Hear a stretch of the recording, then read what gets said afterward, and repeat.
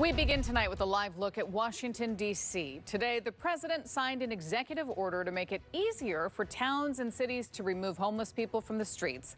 Tonight, many are condemning the order. Katu's on your side with what this could mean for our region. Good evening. Thanks so much for joining us for K2 News at 11. I'm Deborah Knapp. The order directs Attorney General Pam Bondi to end consent decrees that limit cities from moving people from streets to shelters. Victor Park is live for us in Northeast Portland with reaction from local leaders. Victor? Hey, good evening, Deb. Well, President Trump thinks this effort will make cities safer. In fact, he claims that this order will remove drugs and violent criminals from our streets. Tonight, Republicans are praising President Trump's effort to push cities like Portland to take action on the homeless crisis. We spent $724 million in the Portland metro area, so Clackamas, Multnomah, Washington County, on homelessness last year. And I bet you can ask anybody, do they think that it really changed anything? The order makes it easier for cities to remove homeless people from their streets, like redirecting federal funding to ensure those causing public disorder or suffering from mental illness are moved into treatment centers or other facilities. And it prioritizes grants for cities and states that crack down on illegal drug use, camping, and track sex offenders. The order comes after the Supreme Court ruled in favor of grants passed in Oregon on ticketing homeless people for sleeping outside. Right now, a city ordinance allows Portland police to arrest those camping on public right-of-ways when there is reasonable shelter. And on Thursday, Governor Kotek signing a bill to fund a permanent statewide shelter program. In the meantime, Disability Rights Oregon is announcing Trump's order. People with serious mental illness are more likely to be victims of crime than to be a danger to anyone, the statement says.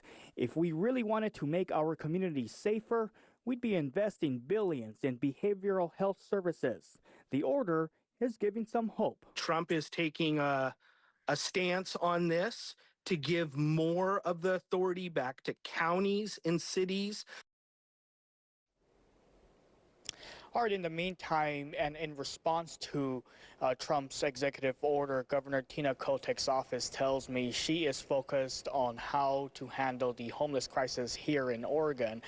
And a representative for Mayor Keith Wilson tells me his team is analyzing this executive order and trying to figure out how it would work with current state laws.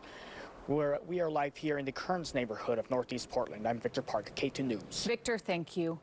Tonight, Oregon Governor Tina Kotek building on her goal to address the homeless crisis by signing a bill establishing a statewide shelter program.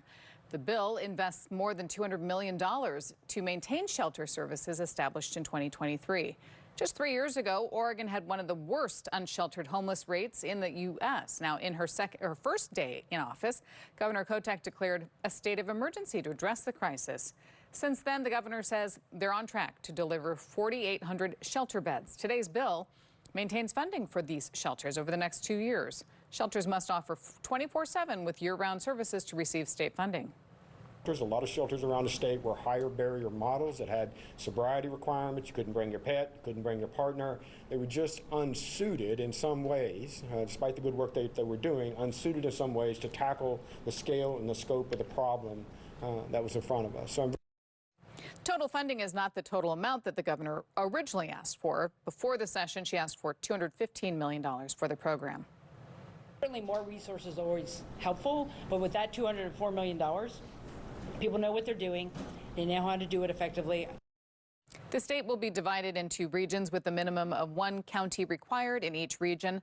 Program rules will be adopted January 1st, 2026. A regional coordinator will be selected by May 1st, 2026, and will assess local needs and distribute funding.